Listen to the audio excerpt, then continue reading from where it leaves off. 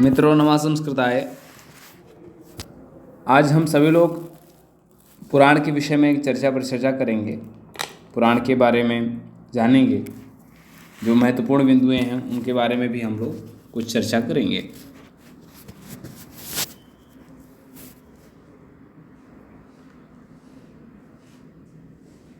पुराण का लक्षण करते हैं कि पुराण के साथ पंच लक्षण का संबंध प्राचीन तथा घनिष्ठ है। पंच लक्षण के भीतर निम्नलिखित विषय इस पर प्रत्याख्यात अनेक श्लोक के द्वारा निर्दिष्ट किए गए हैं।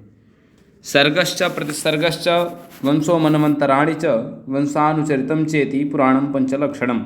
सर्गश्च प्रतिसर्गश्च वंशो मनमंतराणि च। क्या कहें सर्गश्च प्रतिसर्गश्च वंशो मनमंतराणि च वंशानुचरितं चेति पुराणं पंचलक्षणम्। इस प्रकार से पुराण का लक्षण करते हैं। पुराण विषयक जो ये यहाँ पर श्लोक का ये चर्चा करते हैं।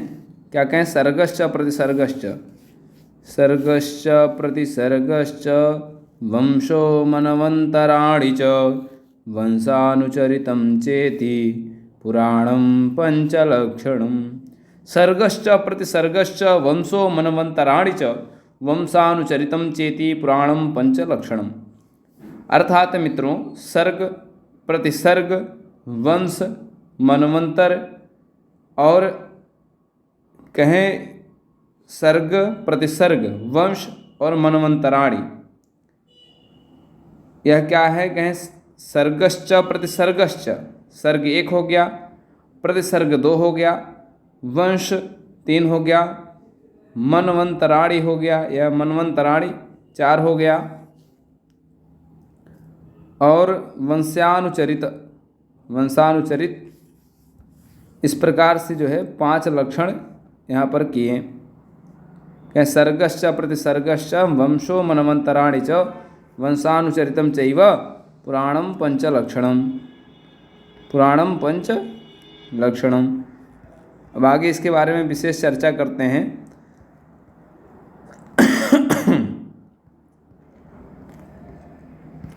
यह पुस्तक ही है, पुस्तक का PDF ही है। इसमें क्या है कि आपको असुविधा नहीं होगी। इसमें बिल्कुल लगेगा कि किताब का ही हम लोग सब पढ़ रहे हैं, किताब का ही पढ़ रहे हैं। देखिए उसमें क्या, सर्गश्च प्रतिसर्गश्च, सर्ग, दूसरा प्रतिसर्ग, तीसरा वंश, चौथा मनवंतर और पांचवा है वंशानुचरित। इस प्रकार से 5 बताएं। कहें सर्गश्च प्रतिसर्गश्च, सर्गश्च प्रतिसर्गश्च वंशो मनवंतराणि च वंशानुचरितं चैव पुराणं पंचलक्षणम्।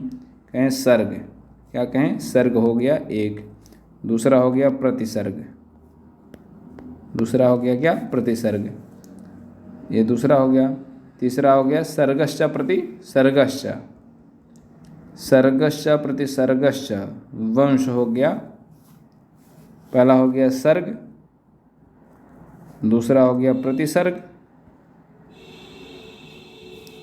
दूसरा हो गया प्रतिसर्ग, तीसरा हो गया वंश, चौथा हो गया मनवंतराणि,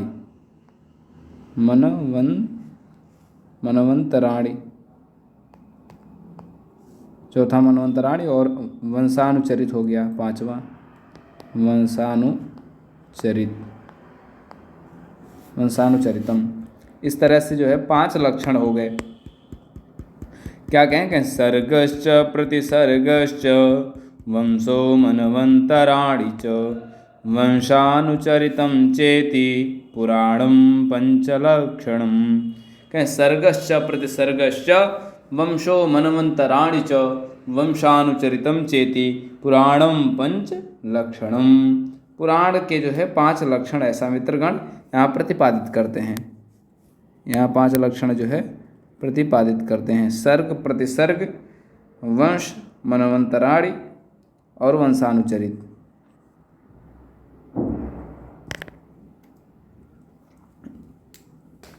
आगे चलें, आगे देखते हैं। कहें कि पुराण विषयक यह पद्य जो है प्रायः प्रत्येक पुराण में उपलब्ध होता है, परंच पंचलक्षण शब्द पुराण का इतना अनिवार्य द्योतक माना जाता था कि अमरकोश में यह शब्द बिना किसी व्याख्या के ही प्रस्तुत किया जाता था। बिना किसी व्याख्या के ही प्रस्तुत किया गया, बिना किसी व्याख्या के। व्याख्या विहीन परिभाषा शब्द का प्रयोग उसके सार्वभौमक लोकप्रियता का संकेतक माना जाता है। इस शब्द के विषय में भी यही तथ्य सर्वतोभावेन क्रियाशील माना जाना चाहिए। पुराण की सर्वत्र मान्य परंपरा के अनुसार ही 5 विषय वर्णनीय माने गए हैं। पहला देखिए सर्ग क्या है। अब सर्ग की चर्चा की गई है। सर्ग कहते हैं सृष्टि। सर्ग का अपर नाम सृष्टि भी है। यह पूछा भी गया है नेट 73 कोड में भी, 20 कोड में भी पूछा, 25 कोड में भी यह प्रश्न कई बार पूछा गया। सर्गस्य अपर नाम या सर्ग किम भवति। सृष्टि दे दिया, 5 4 3 क्रम और उसमें दे दिया। तो कहें जगत, सर्ग कहें जगत की तथा, सर्ग के बारे में अब चर्चा कर रहे हैं, जगत की तथा उसके नाना पदार्थों की उत्पत्ति अथवा सृष्टि को सर्ग कहलाती है। सृष्टि सर्ग कहलाती है। कहें जगत की तथा नाना पदार्थों की उत्पत्ति। अब जगत है, नाना पदार्थों की उत्पत्ति है, और यह क्या कहलाती है? यह सृष्टि कहलाती है। सृष्टि को ही सर्ग कहते हैं। क्या कहते हैं? सृष्टि को ही क्या कहते हैं? सर्ग कहते हैं।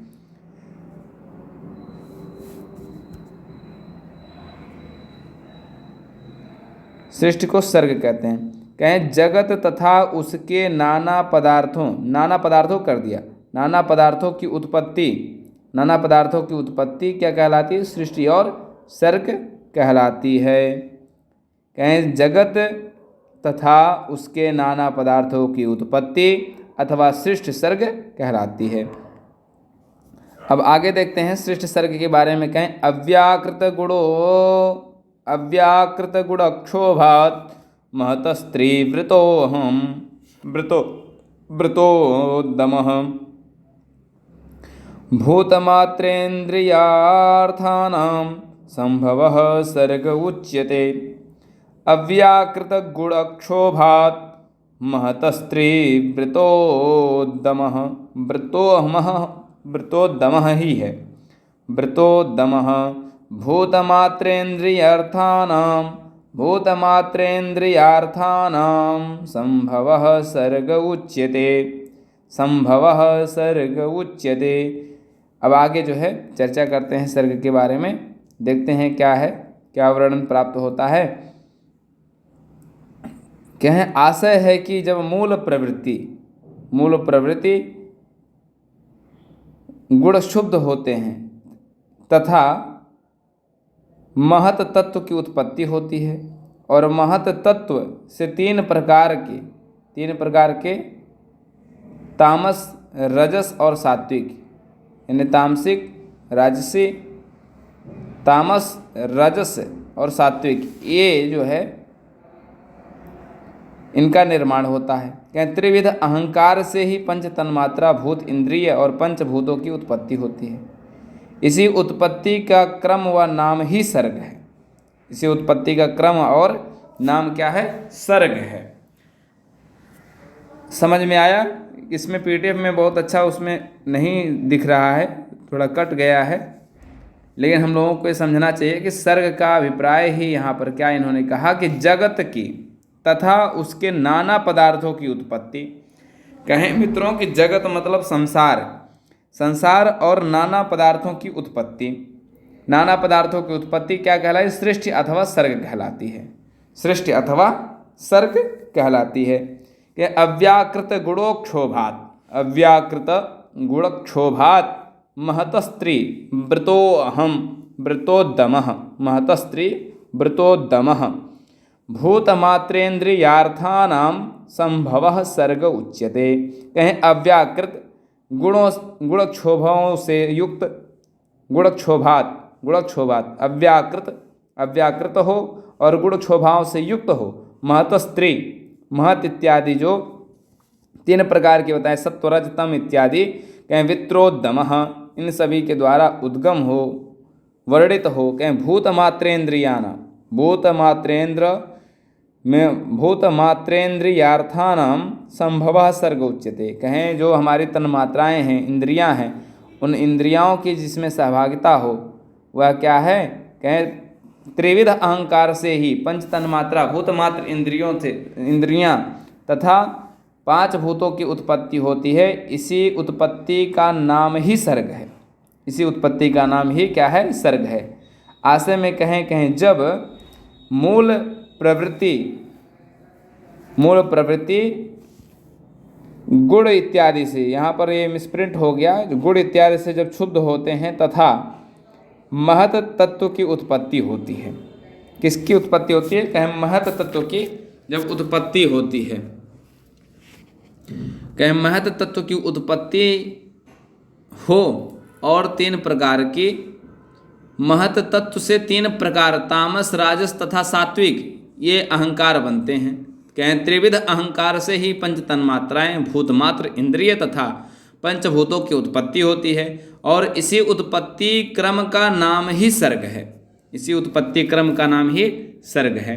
तो अब ये जान लीजिए कि सर्ग का विशेष रूप से परिभाषा पूछता है सृष्टि दे देगा, और प्रतिसर्ग का क्या है? प्रलय है। सर्ग का सृष्टि और दूसरा प्रतिसर्ग का है प्रलय। सर्ग से विपरीत वस्तु अर्थात प्रलय। प्रतिसर्ग के बारे में जानेंगे। कहें सर्ग से विपरीत वस्तु का अर्थात प्रलय। विष्णु पुराण में प्रतिसर्ग के स्थान पर प्रतिसचर शब्द का भी प्रयोग मिलता है। श्रीमद् भागवत में इस शब्द के स्थान पर संस्था शब्द प्रयुक्त हुआ है। नैमित्तिकः प्रावृत्तिको नित्य आत्यंतिको लयः संस्थेति कचिभिः प्रोक्ता चतुर्धा अस्य स्वभावतः। इस ब्रह्मांड का स्वभाव से ही प्रलय हो जाता है और यह प्रलय चार प्रकार का है। कौन कौन सा? नैमित्तिक, प्राकृतिक, नित्य तथा आत्यंतिक। यही संस्था शब्द से अभिहित किया जाता है। अब कहें वंश क्या है? कहें राज्ञां ब्रह्म प्रसूतानां वंशस्त्रैकालिकोन्वयः। कहें वंश के बारे में चर्चा की कि ब्रह्मा जी के द्वारा जितने राजाओं की सृष्टि हुई है उनकी भूत भविष्य वर्तमान संतान परंपरा को ही वंश के नाम से पुकारते हैं। भागवत के द्वारा व्याख्यात इस शब्द के भीतर राजाओं की ही संतान परंपरा का उल्लेख प्राधान्य दिया है, परंतु वंश को राजवंश तक ही सीमित करना उपयुक्त नहीं। इस शब्द के भीतर ऋषियों के वंश का ग्रहण पुराणों में किया गया है। ग्रहण भी जो है सभी पुराणों में प्रायशः किया गया है। मनवंतर क्या है? कि मनवंतर पुराण के अनुसार सृष्टि के विभिन्न काल मान का द्योतक यह शब्द है और पौराणिक काल गणना का महत्व तथा स्वरूप आगे दिखलाया जाएगा। भागवत में प्रलय के लिए प्रयुक्त प्रतिसत्रम शब्द अर्थात प्रतिसर्ग के समान ही सर्ग से विपरीत तत्व द्योतक है। काल द्रव्य गुणैरस्य त्रिविधे प्रतिसर्गम होगा यहाँ। बाल द्रव्य गुणैरस्य त्रिविध प्रतिसर्गम। कहें पुराण विष्णु पुराण व प्रतिसर्ग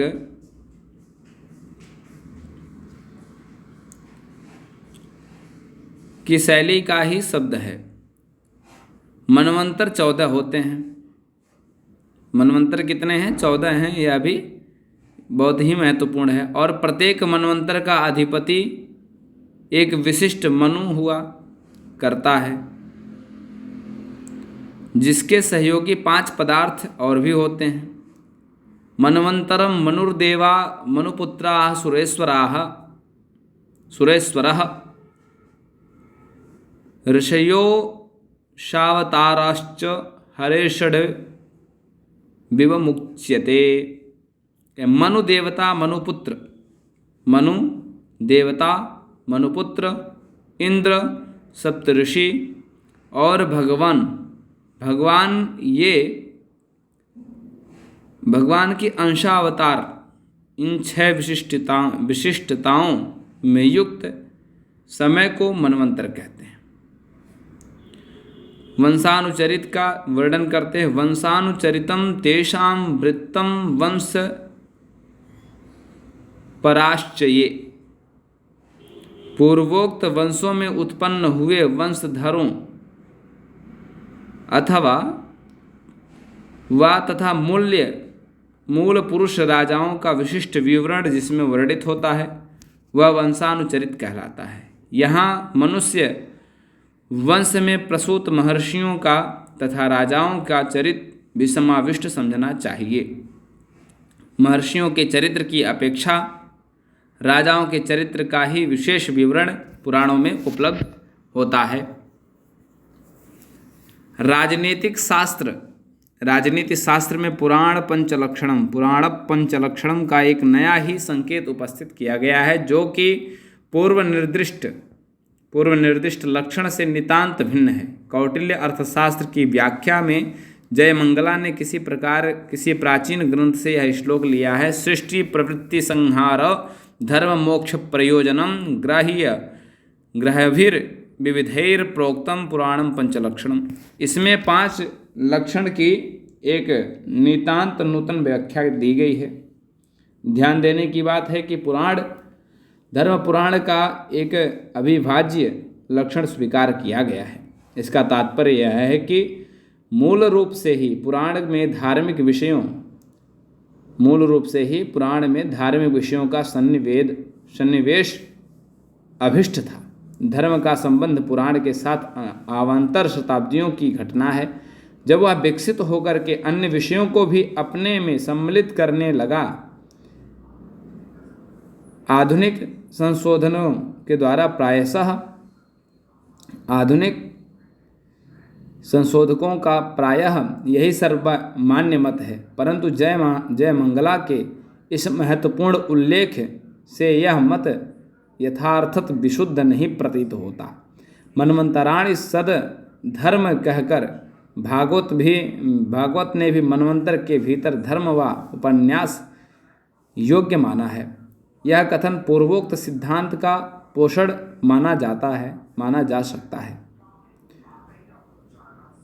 पुराण के 10 लक्षण जो है श्रीमद् भागवत में 2 स्थानों पर तथा ब्रह्मवैवर्त पुराण में 10 लक्षण महापुराण में निर्दिष्ट किए गए हैं, जो आगे के क्रम में हम सभी लोग जानेंगे।